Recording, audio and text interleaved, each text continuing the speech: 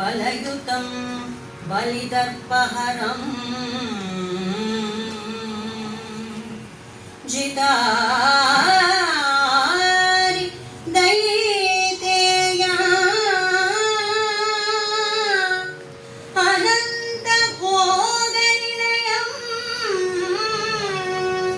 प्रतिपालित धर्मचक्रम् अब्जायत नेत्रा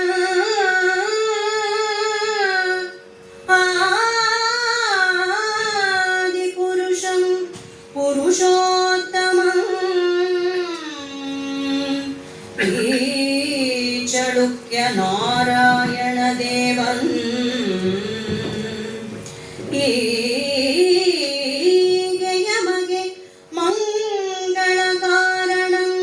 उत्सवङ्गणं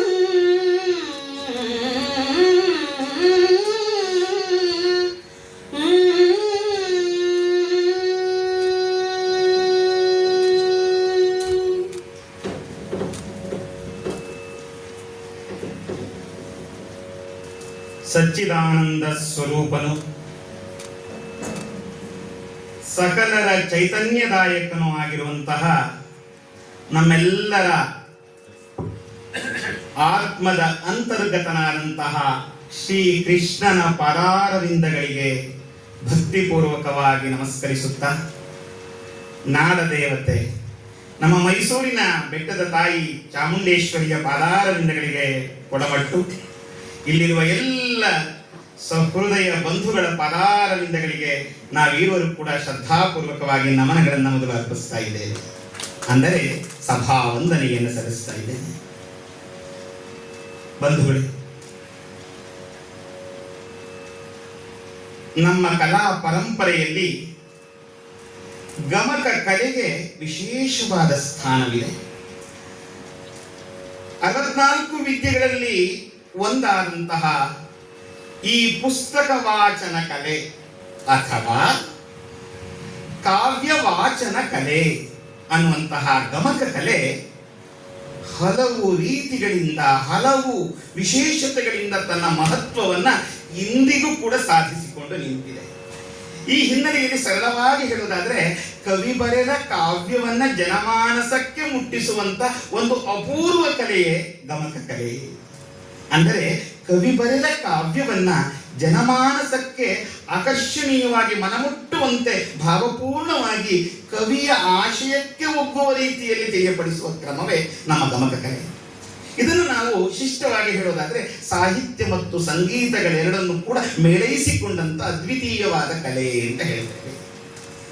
ಅಂದರೆ ಸಾಹಿತ್ಯ ಅತ್ಯಂತ ಪ್ರಧಾನವಾಗಿದ್ದು, ಜೊತೆಗೆ ಸಂಗೀತವನ್ನ ಪೂರಕವಾಗಿ ಜೋಡಿಸಿಕೊಂಡು ಸಹೃದಯನ ಮನಸ್ಸಿಗೆ ವಿಚಾರಗಳನ್ನ, ವಿಷಯಗಳನ್ನ ಸರಾಗವಾಗಿ ಮತ್ತು ಬಹಳ ಅಚ್ಚುಕಟ್ಟಾಗಿ ತಿಳಿ ಹೇಳುವ ಒಂದು ಕ್ರಮವೇ ನಮ್ಮ ಗಮಕ ಕಲೆ.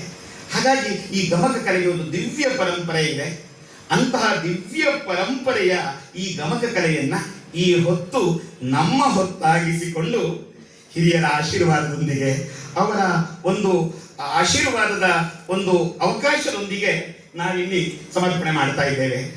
ಮುಖ್ಯವಾಗಿ 10ನೇ ಚಾಮರಾಜ ಒಡೆಯರ ಬಗ್ಗೆ ಆಡಿದ ಮಾತುಗಳನ್ನ ಮತ್ತೆ ಮತ್ತೆ ಸ್ಮರಿಸೋಣ. ಇವತ್ತು ಮೈಸೂರಿನಲ್ಲಿ ಅಲ್ಲ, ಇಡೀ ಕರ್ನಾಟಕದಲ್ಲಿ ಅಷ್ಟೇ ಅಲ್ಲ, ಇಡೀ ಭಾರತದಲ್ಲೇ ವಿವಿಧ ಕಲೆಗಳು, ವಿಶೇಷವಾಗಿ ಸಾಹಿತ್ಯ, ಸಂಗೀತ, ಚಿತ್ರಕಲೆ ಇವೆಲ್ಲವೂ ಕೂಡ ವಿಶಿಷ್ಟವಾಗಿ ನಿಂತಿದೆ ಅಂದರೆ ಅದಕ್ಕೆ 10ನೇ ಚಾಮರಾಜ ಒಡೆಯರ ಕೊಡುಗೆ ಅನನ್ಯವಾದದ್ದು. ಇನ್ನೂ ಮುಖ್ಯವಾಗಿ ಹೇಳಬೇಕು ಅಂದ್ರೆ, ರಾಜಋಷಿ ಎನಿಸಿಕೊಂಡಂತಹ ನಾಲ್ವಡಿ ಕೃಷ್ಣರಾಜ ಒಡೆಯರ್ ಇದ್ದಾರಲ್ಲ, ಅವರು ಹೇಗೆ ಜನಮಾನಸದ ರಾಜರಾಗಿ ನಿಂತುಕೊಂಡ್ರೋ ಅದಕ್ಕೆ ಪೂರ್ವವಾಗಿ ನಿಂತಂತವರು ಪ್ರಜಾಪ್ರತಿನಿಧಿ ಕಾಯಿದೆಯನ್ನ ಮೊದಲು ಅದಕ್ಕೆ ಒಂದು ಅಡಿಪಾಯವನ್ನ ಹಾಕಿಕೊಟ್ಟವರು 10ನೇ ಚಾಮರಾಜ ಒಡೆಯರವರು. ಹಾಗಾಗಿ ಪ್ರಜಾಪ್ರತಿನಿಧಿಯ ಒಂದು ಕಾಯಿದೆಯ ಪಿತಾಮಹ ಎಂಬುದಾಗಿ ಕೂಡ ಇವರನ್ನ ಇತಿಹಾಸಕಾರರು ಗುರುತಿಸ್ತಾರೆ. ಈ ಎಲ್ಲ ಹಿನ್ನೆಲೆಯಲ್ಲಿ ಸಾಹಿತ್ಯ, ಸಂಗೀತ, ಸಂಸ್ಕೃತಿಯನ್ನು ಪ್ರಧಾನವಾಗಿಟ್ಟುಕೊಂಡು ಜೊತೆಗೆ ಪ್ರಜೆಗಳ ಮನಸ್ಥಿತಿಯ ನಾಡಿ ಮಿಡಿತವನ್ನು ಅರಿತಂಥವರು 10ನೇ ಚಾಮರಾಜ ಒಡೆಯರವರು. ಇನ್ನೊಂದು ಬಹಳ ಸಂತೋಷವಾದ ವಿಚಾರ, ನಮ್ಮ ಗಮಕದ ವಿಚಾರವಾಗಿ ನಾನು ಹೇಳಲೇಬೇಕಾಗಿದೆ. ನಮ್ಮ ಗಮಕದ ಆರಾಧ್ಯ ದೈವರಾಗಿರುವಂತಹ ಆಧುನಿಕ ಶ್ರೇಷ್ಠ ಗಮಕಿಯಾಗಿರುವಂತಹ ಬಸವಪ್ಪ ಶಾಸ್ತ್ರಿಗಳು ಇವರ ಆಸ್ಥಾನದಲ್ಲಿಯೇ ಬೆಳೆದಂಥವರು ಅನ್ನುವಂಥ ವಿಚಾರ. ಬಸವಪ್ಪ ಶಾಸ್ತ್ರಿಗಳು ಏನು ನಾವು ಕಾಣ್ತೇವೋ ಅವರು ಇವರ ಕಾಲಘಟ್ಟದವರು. ಕಾಯೋ ಶ್ರೀ ಗೌರಿ ಕರುಣಾಲಹರಿ ಎನ್ನುವಂತಹ ನಮ್ಮ ಸಂಸ್ಥಾನ ಗೀತೆಯನ್ನು ಕೊಟ್ಟಂತಹ ಹಿರಿಯರು. ಇಂತಹ ಒಂದು ದಿವ್ಯ ಪರಂಪರೆ ಇದೆ. ಈ ಪರಂಪರೆಯನ್ನು ಉಳಿಸಿ ಬೆಳೆಸಬೇಕಾದ ನಮ್ಮೆಲ್ಲರ ಜವಾಬ್ದಾರಿ ಇದೆ. ಅದಕ್ಕಾಗಿಯೇ ಹಿರಿಯರು ಬಹಳ ಚೆನ್ನಾಗಿ ಹೇಳಿದ್ರು, ಪಠ್ಯ ಪುಸ್ತಕಗಳಲ್ಲಿ ಇವತ್ತು ಅದನ್ನು ಕಾಣಿಸುವ ಪ್ರಯತ್ನ ಆಗಬೇಕು ಅಂತ ಹೇಳಿ. ಅತ್ಯಂತ ಅರ್ಥಪೂರ್ಣವಾದ ಮಾತು. ಅವುಗಳನ್ನು ನಾವೆಲ್ಲ ಮುಂದಿನ ತಲೆಮಾರುಗಳಿಗೆ ಉಳಿಸುವ ಕೆಲಸವನ್ನು ಮಾಡೋಣ ಅಂತ ಹೇಳ್ತಾ, ನಮ್ಮ ಗಮಕ ಕಲೆಯ ಮೂಲಕ ಇಂದಿನ ಸನ್ನಿವೇಶವನ್ನು ನಾವು ಅರ್ಥೈಸಿಕೊಳ್ಳುವ ಒಂದು ವಿಚಾರವನ್ನ ರನ್ನ ಮಹಾಕವಿಯ ಸಾಹಸ ಭೀಮ ವಿಜಯಂ ಅನ್ನುವಂತಹ ಕಾವ್ಯದ ಮೂಲಕ ಮಾಡಲಿಕ್ಕೆ ನಾವು ಅಪೇಕ್ಷೆ ಪಟ್ಟಿದ್ದೇವೆ. ಅಂದರೆ ಇಂದಿನ ನಮ್ಮ ಕಾವ್ಯದ ವಿಷಯ ಕವಿಚಕ್ರವರ್ತಿಗಳಲ್ಲಿ ಒಬ್ಬನಾಗಿ ಶಕ್ತಿ ಕವಿ, ಗಂಡು ಕವಿ ಎನಿಸಿಕೊಂಡಂತಹ ರನ್ನ ವಿರಚಿತ ಸಾಹಸ ಭೀಮ ವಿಜಯಂ ಅನ್ನುವಂತಹ ಕಾವ್ಯದ ಒಂದು ವಿಶೇಷವಾದ ಕಾವ್ಯ ಭಾಗ, ಅದುವೇ ದುರ್ಯೋಧನ ವಿಲಾಪ. ದುರ್ಯೋಧನ ವಿಲಾಪ. ದುರ್ಯೋಧನ ಬಹಳವಾಗಿ ತಾನು ವಿಲಾಪವನ್ನ, ದುಃಖವನ್ನು ತೋರಿಸ್ತಾರೆ, ಹೇಳ್ತಾನೆ. ಅಷ್ಟೇ ಅಲ್ಲ, ಇಷ್ಟೆಲ್ಲ ಮಾಡಿಬಿಟ್ಟಲ್ಲ, ಇದು ಏನಕ್ಕೆ ಅಂತ ಹೇಳಿ ತನ್ನನ್ನು ತಾನೇ ಆತ್ಮಾವಲೋಕನಕ್ಕೂ ಕೂಡ ಒಳಗಾಗ್ತಾನೆ. ಆದರೆ ಸಮಯ ಮೀರಿ ಹೋಗಿದೆ. ಸಮಯ ಬಹಳ ಮುಖ್ಯ ಬದುಕಿನಲ್ಲಿ. ಆದರೆ ದುರ್ಯೋಧನನ ಅತಿಯಾದ ಛಲವೇ ಅವನಿಗೆ ಮುಳ್ಳಾದ ಬಗೆ ಇದೆಯಲ್ಲ, ಅದನ್ನು ರನ್ನ ಮಹಾಕವಿ ಬಹಳ ಮನೋಜ್ಞವಾಗಿ ಈ ಕಾವ್ಯ ಭಾಗದಲ್ಲಿ ಉಣಬಡಿಸ್ತಾನೆ ಇವತ್ತಿನ ದಿವಸಕ್ಕೆ. ಏಕೆಂದರೆ ಇವತ್ತು ಎಲ್ಲೆಲ್ಲಿ ಹೇಗೆ ಯುದ್ಧ ನಡೀತಾ ಇದೆ ಅಂತ ತಮಗೆಲ್ಲ ಚೆನ್ನಾಗಿ ತಿಳಿದಿದೆ. ಯಾಕೆ ಈ ಕಾವ್ಯ ಭಾಗ ತಗೊಂಡು ಅಂದರೆ ಇದೇ ಕಾರಣ. ಇವತ್ತು ನಮ್ಮ ಸಮಾಜಕ್ಕೆ ಬೇಕಾಗಿರುವಂಥದ್ದು ಶಾಂತಿ, ನೆಮ್ಮದಿ, ಸಹಜವಾದಂಥ ಸಹಬಾಳ್ವೆ. ಇಂತಹ ಸಾರ್ವಕಾಲಿಕ ಮೌಲ್ಯಗಳನ್ನು ನಾವು ಮರೆತು ಬಿಟ್ಟರೆ ಬದುಕೋದು ಹೇಗೆ? ಭಾವನೆಗಳಿಗೆ ಮತ್ತು ಸಂಬಂಧಗಳಿಗೆ ಬೆಲೆ ಉಂಟೆ? ಅವುಗಳನ್ನು ಉಳಿಸ್ಕೊಳ್ಬೇಕಾದ ಜವಾಬ್ದಾರಿ ನಮ್ಮೆಲ್ಲರದು ಅಲ್ವೇ ಅಂತ ಆತ್ಮಾವಲೋಕನಕ್ಕೆ ಒಳಪಡಿಸುವ ಪ್ರಯತ್ನವನ್ನ ಪ್ರಸ್ತುತ ಕಾವ್ಯಭಾಗ ಮಾಡ್ತಾ ಇದೆ. ಇವತ್ತು ನಾವು ಗಮನಿಸಿದ್ದೇವೆ ಈಗಾಗಲೇ ಯಾವ ರೀತಿಯಲ್ಲಿ ಇರಾನ್ ಮತ್ತು ನಾವು ಕಾಣುವಂತೆ ಇಸ್ರೇಲ್ ನಡುವಿನ ಯುದ್ಧ, ಅಮೆರಿಕದೊಂದಿಗೆ ಅವರ ಸಹಕಾರದೊಂದಿಗೆ ನಡೀತಾ ಇರುವಂಥ ಯುದ್ಧಗಳು, ಉಕ್ರೇನ್ ಮತ್ತು ರಷ್ಯಾದ ನಡುವಿನ ಯುದ್ಧಗಳು, ಹಾಗೆ ನಮ್ಮಲ್ಲಿ ಸುತ್ತಮುತ್ತದಲ್ಲಿ ಅಕ್ಕಪಕ್ಕ ನಡೆಯುವಂಥ ಯುದ್ಧಗಳು, ಇವೆಲ್ಲವನ್ನು ಗಮನಿಸಿದಾಗ ಕೀರಂ ನಾಗರಾಜ ಅವರ ಒಂದು ಮಾತು, ಯುದ್ಧ ಮಾನವ ಲೋಕದ ಮಾಯದ ಗಾಯ. ಈ ಹಿನ್ನೆಲೆಯಲ್ಲಿ ಈ ಕಾವ್ಯ ಭಾಗವನ್ನು ಇಟ್ಟುಕೊಂಡು ಕುರುಕ್ಷೇತ್ರದ ಆ ಭಯಾನಕ ಸ್ಥಿತಿ ಹೇಗಿದೆ ಎನ್ನುವುದನ್ನು ರನ್ನನ ಕೆಲವೇ ಪದ್ಯಗಳ ಮೂಲಕ ಉಣಬಡಿಸುವಂತಹ ಸನ್ನಿವೇಶ. ಮಹಾಭಾರತದ ಯುದ್ಧದಲ್ಲಿ ತನ್ನವರೆಲ್ಲರನ್ನು ಕಳೆದುಕೊಂಡ ದುರ್ಯೋಧನನು ಯುದ್ಧ ಭೂಮಿಯಲ್ಲಿ ಶರಶೈಲಿದ್ದಂತಹ ತಾತ ಭೀಷ್ಮಾಚಾರ್ಯರನ್ನ ಭೇಟಿ ಮಾಡಲಿಕ್ಕೋಸ್ಕರನಾಗಿ ಸಂಜಯನೊಡನೆ ಬರ್ತಾ ಇದ್ದಾನೆ. ಹಾಗೆ ಬರ್ತಾ ಇರುವಾಗ ಆ ಯುದ್ಧದ ಭೀಕರತೆಯನ್ನು ಕಾಣ್ತಾನೆ. ಅದೇ ಈ ಪದ್ಯದ ಮೂಲಕ ಪ್ರಾರಂಭವಾಗುತ್ತೆ. ಅಲ್ಲಿ ಸತ್ತು ಬಿದ್ದಿರುವಂತಹ ತನ್ನ ಗುರುಗಳಾದಂತಹ ದ್ರೋಣಾಚಾರ್ಯರನ್ನ, ಹಾಗೆ ತನ್ನ ಪ್ರೀತಿಯ ಮಗನಾದಂತಹ ಲಕ್ಷಣ ಕುಮಾರನನ್ನ, ವೈರಿ ಪಕ್ಷದ ಶತ್ರುವಿನ ಮಗನಾದಂತಹ ಅಭಿಮನ್ಯುವನ್ನ, ಮತ್ತೆ ಮುಂದೆ ಹಾಕಿದಾಗ್ತಾ ಹೋದರೆ ತನ್ನ ಪ್ರಿಯ ಪಾತ್ರನಾದಂತಹ ತಮ್ಮ ದುಶ್ಯಾಸನನನ್ನ ಮತ್ತು ತನ್ನ ಪ್ರಾಣವೇ ಆದಂತಹ ಕರ್ಣನನ್ನು ಕಂಡು ಯಾವ ರೀತಿಯಲ್ಲಿ ದುಃಖಿಸ್ತಾನೆ, ಹೇಗೆ ತನ್ನ ಆತ್ಮಾವಲೋಕನಕ್ಕೆ ಒಳಗಾಗ್ತಾನೆ ಅನ್ನೋದೇ ಇವತ್ತಿನ ಕಾವ್ಯದ ವಸ್ತುವಾಗಿ ವಿವಿಧ ಮಜಲುಗಳಲ್ಲಿ ತೆರೆದುಕೊಳ್ಳುತ್ತೆ. ಹಾಗಿದ್ರೆ ಕಾವ್ಯ ಪ್ರವೇಶ ಮಾಡೋಣ. ಯುದ್ಧದ ಭೀಕರತೆಯ ವರ್ಣನೆ ರನ್ನನ ಸಾಹಸ ಭೀಮ ವಿಜಯಂ ಕಾವ್ಯದ ಪದ್ಯದ ಮೂಲಕ. ಉಡಿದಿದ್ದ ಕೈದು ನೆತ್ತರ ಕಡಲೊಳಗೆ ಅಡಿಗಡಿಗೆ ತಡಮನ್ ಉರ್ಚುತ್ತಿರೆ, ಕಾಲಿಡಲು ಎಡೆಬಡೆಯದೆ ತಡಮಾಡಿ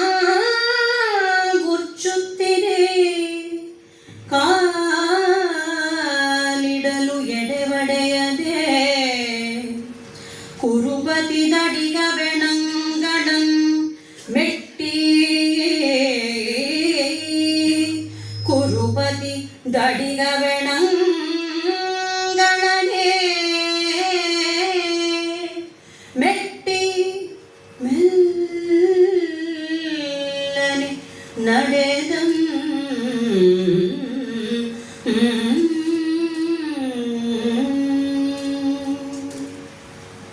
ಕುರುಪತಿ ದಡಿಗವೆಣಂಗಳನೆ ಮೆಟ್ಟಿ ಮೆಟ್ಟಿ ಮೆಲ್ಲನೆ ನಡೆದ ಮೆಲ್ಲನೆ ನಡೆದ. ಬಂಧುಗಳೇ, ಯುದ್ಧದ ಭೀಕರತೆ ಹೇಗಿದೆ ಎನ್ನುವುದನ್ನ ರನ್ನ ಮಹಾಕವಿ ತನ್ನ ಕಾವ್ಯದಲ್ಲಿ ಹಲವು ಪದ್ಯಗಳಲ್ಲಿ ಅಲ್ಲಲ್ಲಿ ಚೆನ್ನಾಗಿ ಚಿತ್ರಿಸಿಕೊಟ್ಟಿದ್ದಾನೆ. ತನ್ಮೂಲಕ ಯುದ್ಧ ಎಷ್ಟೊಂದು ನೋವಿಗೆ ಸಾವಿಗೆ ಕಾರಣವಾಗತ್ತೆ ಅನ್ನೋದನ್ನು ಸಾಕ್ಷೀಕರಿಸಿಬಿಡ್ತಾನೆ. ಅದಕ್ಕೆ ಒಂದು 2 ಪದ್ಯವನ್ನಷ್ಟೇ ನಾವಿಲ್ಲಿ ತಗೊಳ್ತಾ ಇದ್ದೇವೆ. ಅದರ ಮೊದಲ ಪದ್ಯ, ಉಡಿದಿರ್ದ ಕೈದು ನೆತ್ತರ ಕಡಲೊಳಗೆ. ಕೈದು ಅಂತಂದ್ರೆ ಆಯುಧಗಳು ಅಂತ ಅರ್ಥ. ಉಡಿದಿರ್ದ ಅಂದ್ರೆ ಮುರಿದು ಬಿದ್ದಿರುವಂತಹ ಆಯುಧಗಳು ನೆತ್ತರ ಕಡಲೊಳಗೆ. ರಕ್ತದ ಕಡಲು, ರಕ್ತದ ಸಮುದ್ರ. ಯಾಕೆ? ಬೇಕಾದಷ್ಟು ಜನರ ಪ್ರಾಣ ಹೋಗಿದೆ, ರಕ್ತ ಅಲ್ಲಿ ಹರಿತಾ ಇದೆ, ಸರೋವರದಲ್ಲಿ ಹರಿತಾ ಇದೆ. ಹಾಗಾಗಿ ಆ ನೆತ್ತರ ಕಡಲೊಳಗೆ ಮುರಿದು ಬಿದ್ದಿರುವಂತ ಆಯುಧಗಳು ಅಲ್ಲಲ್ಲಿ ಬಿದ್ದು ನೆಡ್ಕೊಂಡು ಹೋಗ್ತಾ ಇದ್ರೆ ಅವರ ಪಾದಗಳಿಗೆ ಏನಾಗ್ತಾ ಇದೆ? ಚುಚ್ಚುತ್ತಾ ಇದೆಯಂತೆ. ತಳಮನ್ ಚುಚ್ಚುತ್ತಿರಲಾಗಿ ಕಾಲಿಡಲು ಎಡೆ ಒಡೆಯದೆ. ಕಾಲಿಡ್ಲಿಕ್ಕೆ ಎಡೆ ಅಂದ್ರೆ ಸ್ಥಳ ಅನ್ನುವ ಅರ್ಥ ಇದೆ. ಇನ್ನೊಂದು ಅರ್ಥವೂ ಇದೆ, ನೈವೇದ್ಯಕ್ಕೆ ಇಟ್ಟ ಪದಾರ್ಥ ಅಂತ. ಸಾಮಾನ್ಯವಾಗಿ ಅನೇಕರು ಹೇಳ್ತಿರ್ತಾರಲ್ಲ, ನಾವು ಎಡೆ ಇಟ್ಟು ಬಂದಿದ್ದೇವೆ ದೇವರಿಗೆ ಅಥವಾ ಹಿರಿಯರಿಗೆ ಅಂತ ಹೇಳ್ತಾರೆ ಪಕ್ಷ ಮಾಡುವಾಗ ಇತ್ಯಾದಿ. ಅಥವಾ ಕನ್ನಡದಲ್ಲಿ ಒಂದು ಪದಕ್ಕೆ ಬೇಕಾದಷ್ಟು ಬೇರೆ ಬೇರೆ, ಕನ್ನಡದಲ್ಲೂ ಇದೆ, ಬೇರೆ ಭಾಷೆಯಲ್ಲೂ ಇದೆ. ಕನ್ನಡದಲ್ಲಿ ಯಥೇಚ್ಛವಾಗಿದೆ, ಸಂಸ್ಕೃತದಲ್ಲೂ ಕೂಡ ಅದ್ಭುತವಾಗಿ ನಮಗೆ ಕಾಣಸಿಗ್ತವೆ. ಹಾಗೆ ಇಲ್ಲಿಯೂ ಕೂಡ ಎಡೆ ಒಡೆಯದೆ ಅಂದ್ರೆ ಸ್ಥಳವನ್ನ ಎಲ್ಲಿಂದ ಕಾಣದೆ ತಿಳಿಯದೆ ಕುರುಪತಿ ದಡಿಗವೆಣಂಗಳನೆ ಭಾರೀ ಗಾತ್ರದ ಹೆಣಗಳ ಮೇಲೆ, ಓಹೋ ಇಲ್ಲಿ ನಾವು ಕಾಲಿಟ್ಟರೆ ನನ್ನ ಕಾಲು ಸುಕ್ಷೇಮ, ನನಗೇನು ತೊಂದರೆ ಆಗೋದಿಲ್ಲ ಅಂತ ಹೇಳ್ತಾ ಆ ಭಾರೀ ಗಾತ್ರದ ಹೆಣಗಳು ಬಿದ್ದಿರುವುದನ್ನೇ ಅಲ್ಲಲ್ಲಿ ನೋಡ್ತಾ ತನ್ನ ಕಾಲನ್ನ ಇಡ್ತಾ ಇದ್ದಾನಂತೆ. ಮುರಿದಿರುವಂತ ಆಯುಧಗಳು ತನ್ನ ಪಾದವನ್ನು ಚುಚ್ಚದಿರಲಿ ಅನ್ನುವ ಕಾರಣಕ್ಕಾಗಿ ಆ ಮೂಲಕ ಆ ರೀತಿಯಲ್ಲಿ ಮೆಟ್ಟಿ ಮೆಲ್ಲನೆ ನಡೀತಾ ಇದ್ದಾನಂತೆ, ನಿಧಾನವಾಗಿ. ಯಾಕಂದ್ರೆ ಓಡ್ಲಿಕ್ಕೆ ಆಗೋದಿಲ್ಲ, ಹಾಗಾಗಿ ನಿಧಾನವಾಗಿ ಹೋಗ್ತಾ ಇದ್ದಾನೆ ಎನ್ನುವ ಅರ್ಥ. ಆದರೆ ಇದರ ಒಳ ಅರ್ಥವೇನು ಅಂದ್ರೆ ಅದು ಬಹಳ ಮುಖ್ಯ. ಬಂಧುಗಳೇ, ಯಾವ ಮನುಷ್ಯ ಸಾಕ್ಷಾತ್ ಶ್ರೀ ಕೃಷ್ಣನೇ ಬಂದು ಇಗೋ ಪಾಂಡವರಿಗೆ ನೀನು ಅರ್ಧ ರಾಜ್ಯವನ್ನು ಕೊಟ್ಟು ಅವರನ್ನು ಬದುಕಲಿಕ್ಕೆ ಬಿಟ್ಟು ನೀನು ಕೂಡ ಚೆನ್ನಾಗಿರು ಅಂತ ಹೇಳದ್ನೋ, ಆ ಮಾತನ್ನ ಕೇಳದೆ, ಸಂಧಿ ಕಾರ್ಯಕ್ಕೆ ಒಪ್ಪಿಕೊಳ್ಳದೆ, ಛಲವನ್ನೇ ಪ್ರಧಾನವಾಗಿ ಇಟ್ಟುಕೊಂಡು ಅರ್ಧ ರಾಜ್ಯ ಇರಲಿ, ನೀನ್ ಕೇಳ್ತಾ ಇದೆಯಲ್ಲ 5 ಗ್ರಾಮಗಳು 5 ಗ್ರಾಮಗಳು ಅಂತ, ಅದೇನು ಸಾಮಾನ್ಯವಾದ ಗ್ರಾಮ ಅಲ್ಲ. ಆ 5 ಗ್ರಾಮಗಳನ್ನು ಕೂಡ ಕೊಡೋದಿರಲಿ, 1 ಗ್ರಾಮವನ್ನು ಕೊಡೋದಿಲ್ಲ. ಅಷ್ಟೇ ಅಲ್ಲ, ಇಗೋ ಸೂಜಿ ಮೊನೆಯಷ್ಟು ಅಥವಾ ಮುಳ್ಳಿನ ಮೊನೆಯಷ್ಟು ಜಾಗವನ್ನು ನಾನು ಕೊಡೋದಿಲ್ಲ ಅಂತ ಹೇಳಿದಂತಹ ದುರ್ಯೋಧನ ತಾನು ತನ್ನ ಪಾದವನ್ನ ಇಡ್ಲಿಕ್ಕೆ ಜಾಗ ಇಲ್ಲ. ಇದು ಇದರ ಅರ್ಥ. ಯಾವ ಮನುಷ್ಯ ನಿನಗೆ ನಾನು ಯಾವ ಜಾಗವನ್ನು ಕೊಡಲ್ಲ ಅಂತ ಹೇಳಿ ಇಡೀ ಸಾಮ್ರಾಜ್ಯವನ್ನು ನನ್ನದಾಗಿಸ್ಕೊಳ್ಬೇಕು ಅಂತ ಅಹಂಕಾರದಿಂದ ಗರಿಷ್ಠನಾಗಿ ಆಸೆಯನ್ನು ಪಟ್ಟನೋ ಅಂತಹ ಮನುಷ್ಯನೇ ಈಗ ಕಾಲಿಡಲು ಎಡವಡೆಯದೆ ಕುರುಪತಿ ದಡಿಗವೆಣಂಗಳನೆ ಮೆಟ್ಟಿ ಮೆಲ್ಲನೆ ನಡೆದನು. ಹೀಗೆ ನಡೀತಾ ಇರುವಾಗ ಮುಂದೆ ಶೈಲಂಗಳನು ಏರಿ ರುಧಿರ ಸ್ರೋತಂಗಳಂ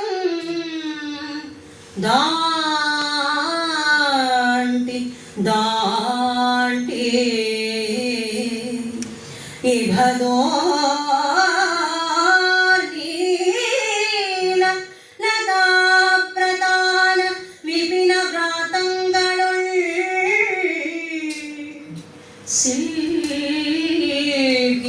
ಸಿಲ್ಕಿ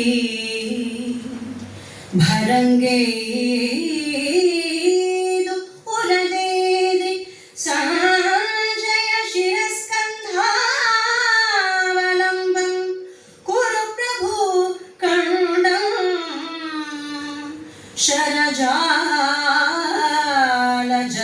चरितगात्रत्राणन् शरजालचरित गात्रत्राणन् द्रोणना कुरु प्रभु कर्ण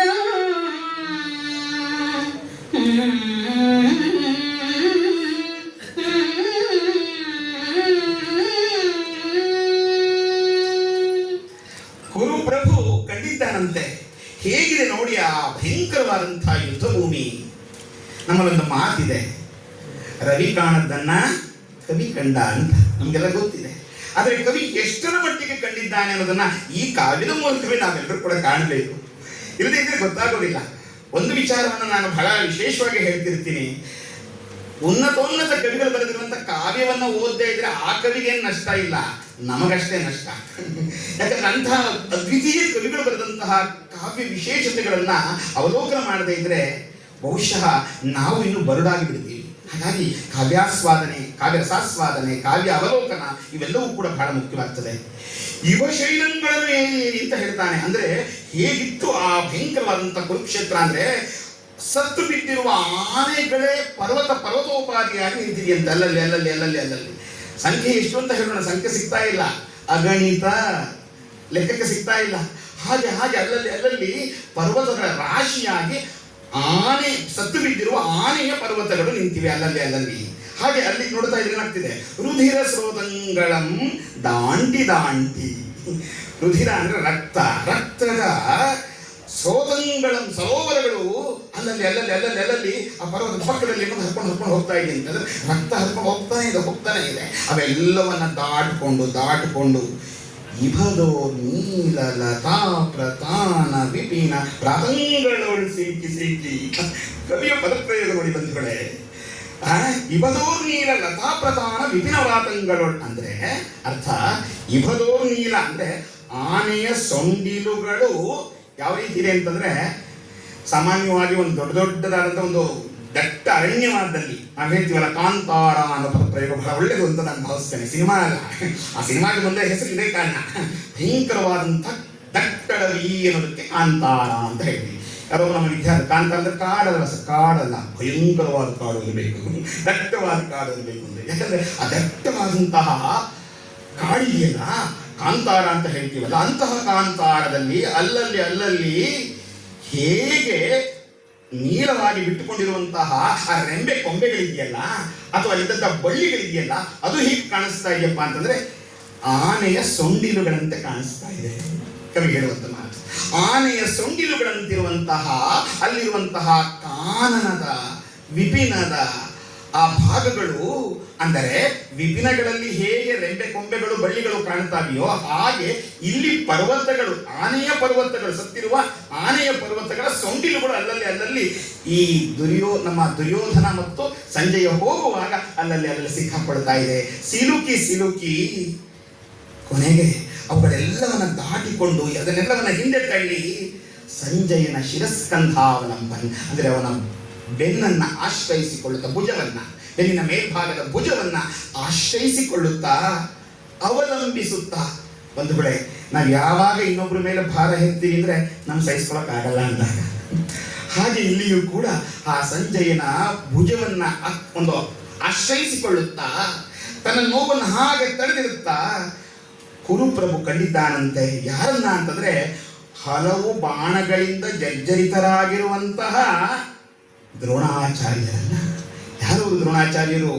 ಇಡೀ ಪಾಂಡವರು ಮತ್ತು ಕೌರವರಿಗೆ, ಅಂದ್ರೆ ಇಡೀ ಕುರುವಂಶಕ್ಕೆ ಬಿಲ್ವಿದ್ಯೆಯನ್ನು ಹೇಳಿಕೊಟ್ಟಂತ ಶ್ರೇಷ್ಠ ಬಿಲ್ಲೋಜರು. ಅಂತಹ ದ್ರೋಣಾಚಾರ್ಯರ ಕಳೆಯ ಬರಹವನ್ನು ನೋಡ್ತಾ ಇದ್ದಾನಂತೆ. ಏನು ಅನಿಸ್ತಾ ಇದೆ ಅವನ ಮನಸ್ಸಿಗೆ? ಅವನ ಮನಸ್ಸಲ್ಲಿ ಉಂಟಾದ ಭಾವನೆ ಏನು? ನನ್ನ ಗುರುಗಳನ್ನ ಕಳ್ಕೊಂಡು ನಾನು ಬದುಕಿದ್ದೇನಲ್ಲ ಅಂತ ಹೇಳಿ ಈ ಮಾತುಗಳನ್ನ ಹೇಳ್ತಾ ಇದ್ದಾನಂತೆ. ಈ ರೀತಿಯಾಗಿ ಅರಿಗೆ ಬಿಲ್ಲ ಭಿನ್ನಣಕ್ಕೆ ಗಾಂಡಿವಿಯಲ್ತು ಪಿನಾಕ ಪಾಣಿಯು ನೆರೆಯ ಎದಿರ್ಚೆ ನಿಮ್ಮೊಡನೆ ಕಾದಿಗೆಳಲಿಕ್ಕೆ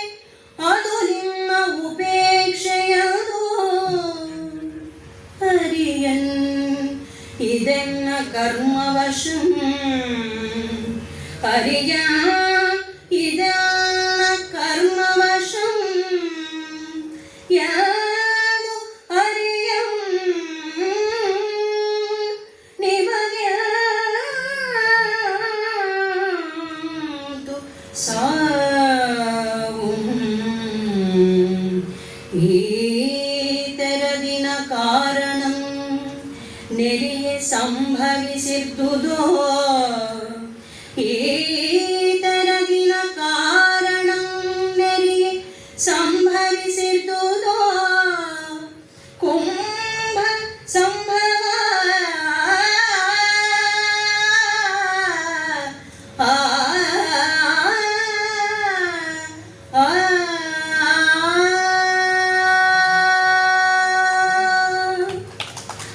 ಕುಂಭ ಸಂಭವ ಮಡಿಕೆಯಲ್ಲಿ ಇದ್ದವರಿಲ್ವೇ?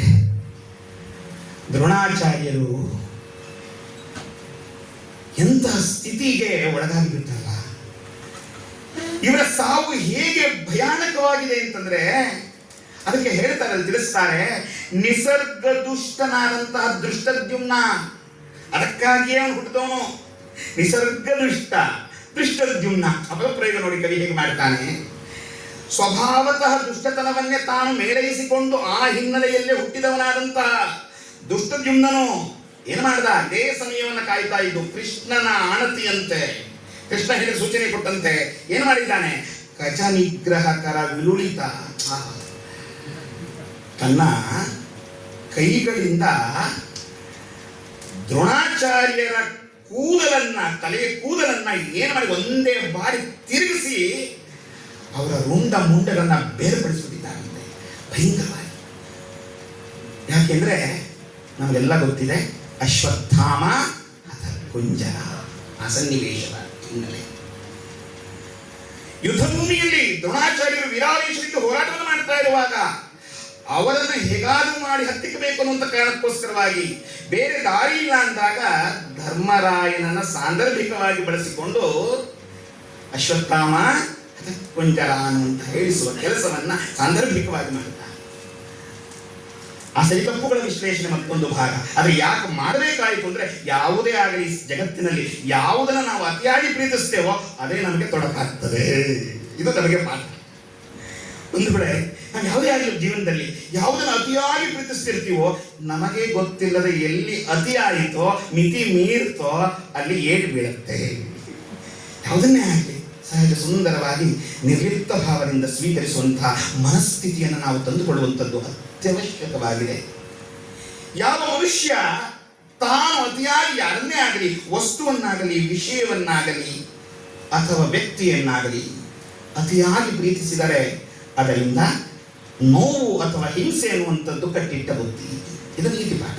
ಅದು ಯಾರನ್ನು ಬಿಟ್ಟದ್ದಲ್ಲ, ದ್ರೋಣಾಚಾರ್ಯಂತ ಮಹಾಶ್ರೇಷ್ಠ ಬಿಲ್ಲೋಜರಿಗೂ ಕೂಡ ಅದು ಬಿಟ್ಟದ್ದಲ್ಲ. ಆ ಹಿನ್ನೆಲೆಯಲ್ಲಿ ಮಗನ ಮೇಲೆ ಅವರಿಗೆ ಆ ವಿಶೇಷವಾದಂತಹ ಆ ಪ್ರೀತಿ ಇದ್ದರಿಂದ ತಾವು ಒಂದಿಷ್ಟು ಅಲೆದಾಡಬೇಕಾಯಿತು. ತಮ್ಮ ದೇಹವನ್ನ ತ್ಯಜಿಸಿ ಕೊನೆಗೆ ಪ್ರಶ್ನಾರ್ಥಕವಾಗಿ ಉಳ್ಕೊಳ್ಬೇಕಾಯಿತು. ಹಾಗಾಗಿ ದುರ್ಯೋಧನ ಪ್ರಶ್ನೆ ಮಾಡ್ತಾ ಇದ್ದಾನೆ, ಅರಿಯನೆ ಬಿಲ್ಲಲಿನ್ನಡಕೆ. ನಿಜವಾಗಿ ಅರಿತು ನೋಡಿದ್ರೆ ಈ ನಿಮ್ಮ ಬಿಲ್ವಿದ್ಯಾ ಪ್ರಾವೀಣ್ಯತೆಯನ್ನು ನೋಡಿದ್ರೆ ಗಾಂಡೀವಿಯಂತೂ ಅರ್ಜುನ ಬಂದು ನಿಮ್ಮನ್ನ ಗೆಲ್ತಾನೆ ಅಂತ ನಾನು ಒಪ್ಪೋದಿಲ್ಲ. ಸಾಕ್ಷಾತ್ ಶಿವನೇ ಬಂದರೂ ಕೂಡ ನಿಮ್ಮ ಮುಂದೆ ಗೆಲ್ಲಲಿಕ್ಕೆ ಸಾಧ್ಯ ಇಲ್ಲ, ನಿಮ್ಮ ಮುಂದೆ ಗೆಲ್ಲಲಿಕ್ಕೆ ಸಾಧ್ಯ ಇಲ್ಲ. ಯಾಕಂದ್ರೆ ಅಂತಹ ಶ್ರೇಷ್ಠ ಬಿಲ್ಲೋಜರು ತಾವು. ಹೀಗಿರುವಾಗ ನಿಮ್ಮನ್ನ ಆ ಅರ್ಜುನ ಗೆದ್ದ ಅಂದ್ರೆ ನಾನು ಅದನ್ನು ಒಪ್ಕೊಳ್ಳಿಕ್ಕೆ ಸಾಧ್ಯ ಇದೆಯಾ? ಇಲ್ಲ. ಕಾದಿ ಗೆಲ್ಲಲ್ಕೆ ಅದು ನಿಮ್ಮ ಉಪೇಕ್ಷೆ ಎಂದು ಅರಿಯನು. ಆ ಪದಪ್ರಯೋಗ ನೋಡಿ ಹೇಗಿದೆ. ನಿಮ್ಮ ಉಪೇಕ್ಷೆ ಎಂದು ನಾನು ಭಾವಿಸುವುದಿಲ್ಲ. ಇದು ಎನ್ನ ಕರ್ಮವಶಂ, ಇದು ನನ್ನ ಕರ್ಮವಶವೇ ದಿಟ, ಕರ್ಮವಶವೇ ಸರಿ ಅಂತ ಭಾವಿಸ್ತೇನೆ ಅಂತ. ಅದು ಯಾಕೆ ಆ ಮಾತು ಹೇಳಬೇಕಿತ್ತು? ಅದಕ್ಕಾಗಿ ಅನೇಕರು ವಿಮರ್ಶಕರು ಹೇಳ್ತಾರೆ, ನಾನು ನಿಮ್ಮನ್ನು ಬೈಬೇಕು ಅಂತೇನು ಬೈಯಲ್ಲಪ್ಪ ಅಂತಂದ್ರೆ ಬೈಯೋ ಅವಕಾಶ ಇತ್ತು ಅಂತ ತಾನೇ ಅರ್ಥ. ಇದು ಕಾವ್ಯದ ಸೂಕ್ಷ್ಮತೆ. ನಿಮ್ಮ ಬಗ್ಗೆ ನನಗೆ ಬಹಳ ಕೋಪ ಇದೆ ಅಂತ ನಾನೇನು ಹೇಳಲ್ಲ, ಬಂದಿರಬಹುದು ಅಷ್ಟೇ. ಆದ್ರೆ ಅದು ಬಿಡಿ, ನಾನು ಅದೆಲ್ಲ ಈಗ ಮನಸ್ಸಲ್ಲಿ ಇಟ್ಕೊಂಡಿಲ್ಲ. ಅಂದ್ರೆ ಎಲ್ಲೋ ಒಂದು ಕಡೆ ಅದು ಹಾದು ಹೋಗಿದೆ ಅಂತಾನೆ ಅರ್ಥ. ಈ ಹಿನ್ನೆಲೆಯಲ್ಲಿ ನಾವು ಅರ್ಥ ಮಾಡ್ಕೊಳ್ಬೇಕು ಬಂಧುಗಳೇ, ನಿಮ್ಮ ಉಪೇಕ್ಷೆಯು ಎಲ್ಲೋ ಒಂದು ಕಡೆ ಕಾರಣವಾಯಿತು ಅನ್ನೋದು ಇಲ್ಲಿ ಸತ್ಯ. ಆದರೆ ಇದಕ್ಕೆ ನಿಮ್ಮ ಉಪೇಕ್ಷೆ ಅಂತ ಹೇಳಲ್ಲ, ಇದನ್ನ ಕರ್ಮವಶಂ, ನನ್ನ ಕರ್ಮವಶ, ನಾನು ಹಣೆಯಲ್ಲಿ ಬರೆದದ್ದೇ ಇದು ಅಂತಿದ್ರೆ ನಾನು ಯಾರೇನು ಮಾಡ್ಲಿಕ್ಕೆ ಸಾಧ್ಯ ಇದೆ. ಎಷ್ಟೋ ವಿಚಾರಗಳು ಅನ್ಸುತ್ತೆ ನಮಗೆ, ಕೆಲವೊಮ್ಮೆ ಯಾಕೆ ಹೀಗೆ ಆಯಿತು ಅಂತ ಅನ್ಕೊಳ್ತೀವಿ, ಬಹಳ ನೋವಾಗ್ತದೆ, ಪ್ರಶ್ನೆ ಆಗ್ತದೆ. ಇದು ಮಾಡಿದವ್ರಿಗೆ ವಿರುದ್ಧವಾಗಿ ನಾವೇನಾದ್ರೂ ಸರಿಯಾದ ನಾವು ನಮ್ಮ ಒಂದು ಪರಿಣಾಮವನ್ನು ತೋರಿಸ್ಬೇಕು ಅಂತ ಅನ್ಸುತ್ತೆ. ಆದ್ರೆ ಆಮೇಲೆ ನೋಡ್ತಾ ಹೋದ್ರೆ ಅಯ್ಯೋ ಬಿಟ್ಟ, ಇವೆಲ್ಲ ಏನಿದೆ ಇದು ಯಾವುದರಲ್ಲಿ, ಇದು ಎನ್ನ ಕರ್ಮವಶಂ, ನನ್ನ ಹಣೆಯಲ್ಲಿ ಇದೇ ಬರೆದದ್ದು ಅಂತಂದ್ರೆ ಅದು ಆಗತ್ತೆ ಬಿಡು, ಅದಕ್ಕೆ ಯಾಕೆ ಯೋಚನೆ ಮಾಡಿದ್ಯಾ ಅಂತೇಳಿ ಆ ಸಮಚಿತ್ತ ಭಾವದಿಂದ ಸ್ವೀಕಾರ ಮಾಡುವಂತ ಮನಸ್ಥಿತಿಯನ್ನ ನಾವು ಬೆಳೆಸ್ಕೊಳ್ಬೇಕಾಗ್ತದೆ. ಆ ಹಿನ್ನೆಲೆಯಲ್ಲಿ ದುರ್ಯೋಧನ ಯೋಚನೆ ಮಾಡ್ತಾನಂತೆ, ಇದನ್ನ ಕರ್ಮವಶಂ ಅದೇ ದಿಟ ಅಂತ ಹೇಳ್ತಾ, ಆದರೂ ನಿಮಗಿಂತಹ ಸಾವು ಬರಬಾರದಿತ್ತು. ಯಾಕಂದ್ರೆ ನೀವು ಒಬ್ಬ ಶ್ರೇಷ್ಠ ಬ್ರಾಹ್ಮಣರು, ಬಿಲ್ಲೋಜರು, ಇಂತಹ ಶ್ರೇಷ್ಠ ಬ್ರಾಹ್ಮಣರಾದ ನಿಮಗೆ ಈ ರೀತಿಯಾದಂತಹ ಸ್ಥಿತಿ ಬರಬಾರದಿತ್ತು. ಯಾಕೆ ಸಂಭವಿಸಿತು? ಕುಂಭ ಸಂಭವ ಅಂತ. ಇದಕ್ಕೆ ಉತ್ತರವನ್ನು ನಾನು ಹೇಳೋದಿಲ್ಲ, ನೀವೇ ಉತ್ತರವನ್ನ ಪ್ರಶ್ನೆ ಮಾಡ್ಕೊಳ್ಬೋದು. ಬೆರಳಿಗೆ ಕೊರಳ್ ಅಂಥೇಳಿ ಅದನ್ನ ಯಾವ ರೀತಿಯಲ್ಲಿ ಕುವೆಂಪು ಅವರು ಅದನ್ನು ಕಾಣಿಸಿದ್ರು, ಅಥವಾ ಹೆಬ್ಬೆರಳು ಅಂಥೇಳಿ ಗೋವಿಂದ ಪೈಯವರು ಕೊಟ್ಟಂತಹ ಕಾವ್ಯಭಾಗ ನಾವೆಲ್ಲ ಗಮನಿಸ್ಕೊಳ್ಬೇಕು, ಓದಬೇಕು. ನಾವು ನೋಡ್ತಾ ನೋಡಿದ್ರೆ ಗೊತ್ತಾಗ್ತದೆ. ಅವುಗಳನ್ನೆಲ್ಲ ನೋಡಿದಾಗ ಓಹೋ, ಎಲ್ಲೋ ಒಂದು ಕಡೆ ದ್ರೋಣಾಚಾರ್ಯರು ಏನನ್ನೋ ಕೇಳಿದ್ದಕ್ಕೆ, ತಪ್ಪು ಮಾಡಿದ್ದಕ್ಕೆ ಅಥವಾ ತಪ್ಪಾಗಿದ್ದಕ್ಕೆ ಇಲ್ಲಿ ತಮ್ಮ ಕೊರಳನ್ನೇ ಕೊಡಬೇಕಾಯಿತು ಅನ್ನೋದನ್ನ ನಾವು ವಿಮರ್ಶಿಸ್ಕೊಳ್ಬಹುದು. ಆದರೆ ಎಲ್ಲಕ್ಕಿಂತ ಹೆಚ್ಚಾಗಿ ಪಕ್ಷ ಯಾರ್ದು ಅನ್ನೋದನ್ನ ನಾವು ಗಮನಿಸ್ಕೊಂಡಾಗ ಇದು ದುಷ್ಟರ ಪಕ್ಷ. ಹಾಗಾಗಿ ಸೇರ್ಕೊಂಡ ಮೇಲೆ ಈ ಅವನತಿ ಸಹಜವೇ.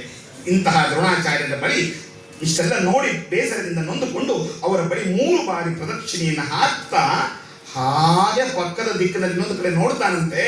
ಅಲ್ಲಿ ಮತ್ತೊಬ್ಬನ ಕಳೆ ಬರಹ ಬಿದ್ದಿದೆ. ಯಾರ ಕಳೆ ಬರಹ ಅದು?